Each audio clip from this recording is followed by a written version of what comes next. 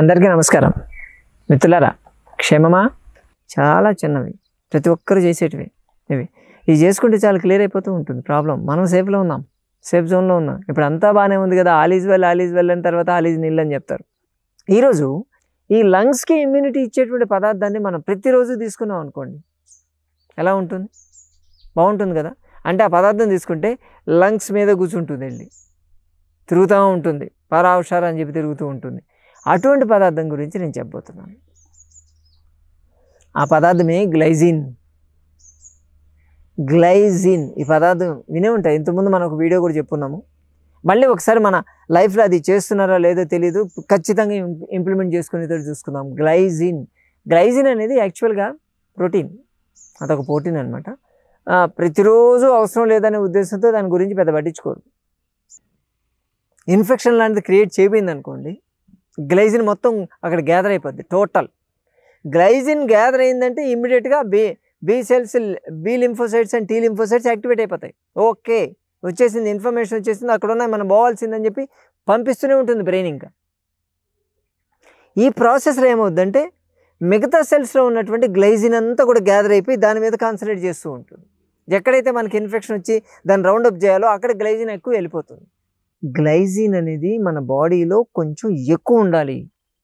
ఎప్పుడు ఎక్కువ ఉండేటట్టు చూసుకుంటేనే మన రెసిస్టెన్స్ పవర్ అనేది అప్ టు మార్క్ ఉంటుంది.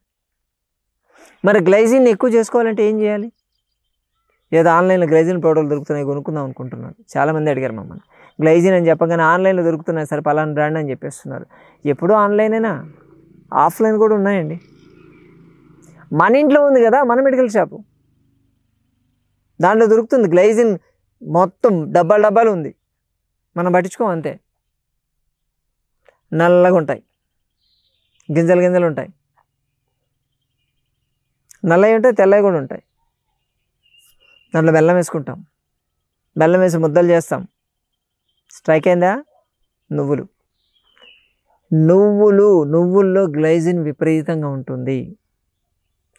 ఆ గ్లైజిన్ మన బాడీలో సఫిషియెంట్గా ఉండాలి అంటే ఖచ్చితంగా నువ్వులు తినాల్సిందే. మనం ప్రతిరోజు నువ్వులు తినాలి. దాంట్లో ఆ నువ్వుల్ని గిర్నీలో వేసేసి పూర్తిగా దాంట్లో ఇంచి ఆయిల్ తీసేసిన తర్వాత ఆ తెట్టు వస్తుంది.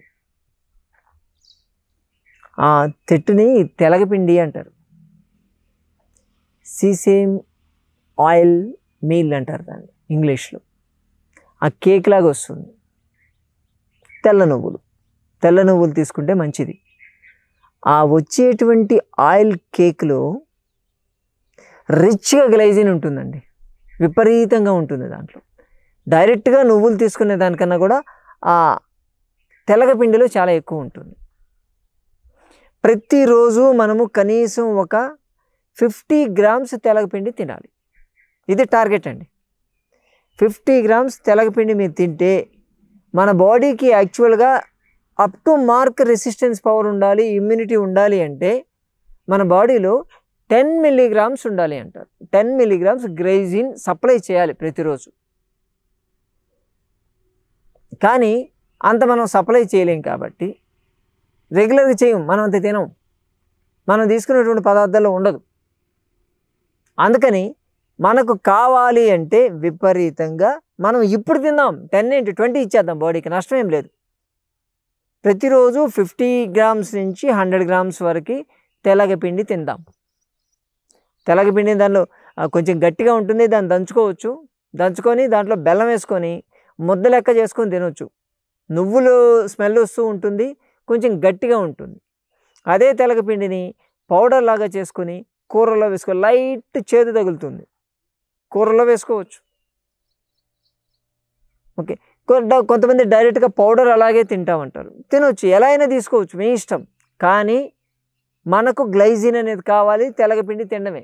సీసేమ్ ఆయిల్ మీల్ ప్రతిరోజు చిన్నవాళ్ళు పెద్దవాళ్ళు ఆడ మగ అందరూ కూడా 50 గ్రామ్స్ మినిమం తెల్లగపిండి తినండి, అంతే. యు ఆర్ సేఫ్, మీ ఫ్యామిలీ సేఫ్.